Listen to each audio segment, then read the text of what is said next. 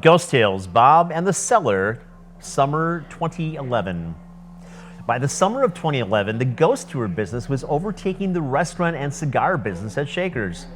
In a previous iteration, we were quite big with retailtainment and merchandising of the Shaker's and Babalu's brands.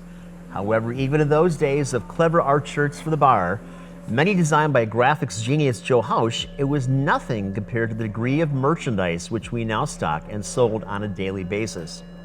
We had a separate division for ghost gear, which had recently kicked off, and it was in a precarious growth cycle where it could not justify its own staff, but was too big for the bar staff to give it the proper attention it needed. I had a client email a request for 2 ghost shirts shipped the next day to an out-of-state address.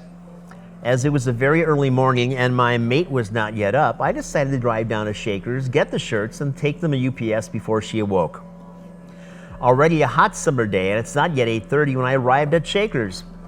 As I unlocked the alley door, I remember marveling at hearing birds sing, cavorting in the ivy on the side of the building. Such a beautiful summer day in Milwaukee. As I walk through the doorway, I am immediately thrust into the darkness. Not just the fact that Shaker's is not yet open for the day and the lights are off and the sunlight is not coming through the windows as they face to the west. This is a pitch black with a damp, cave-like sensation and a sense of darkness which is much less than welcoming. Sure, I've experienced this on multiple occasions. However, I am usually successful in keeping the dark feeling at bay when I'm alone there by loudly proclaiming, "I'm working, save it for the paying customers." This time, however, nothing I did made any difference.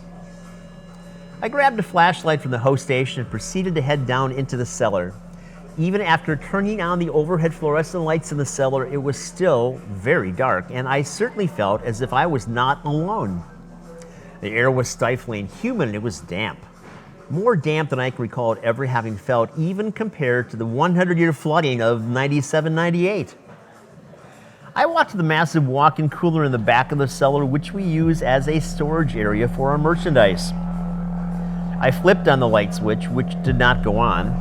Trusty flashlight in hand, I entered the former cooler and went to where the shirts were all stacked and began to hunt for the particular sizes and colors which had been requested. Time is speeding by. The flashlight clamped tightly in my jaws to free my hands. I'm going through many sacks of dozens of shirts as quickly as I can.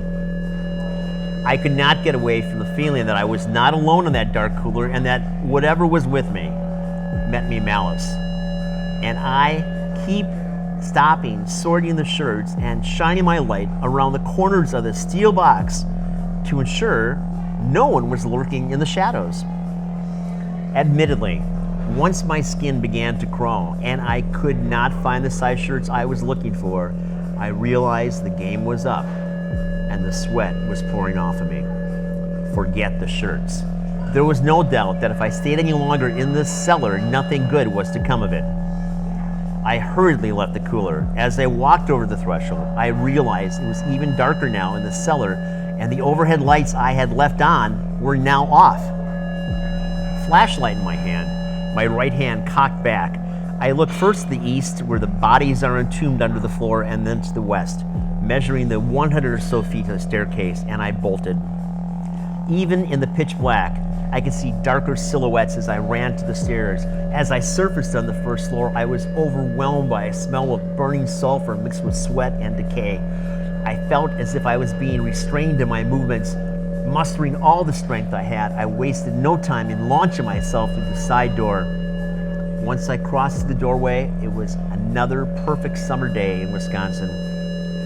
My ride back to the house was uneventful, and I was in time to wake her with fresh coffee in bed along with a great story. Later that day, I had staff get the shirts for shipping without incident. By mid-afternoon, Shaker's felt fine, and all was right in our world.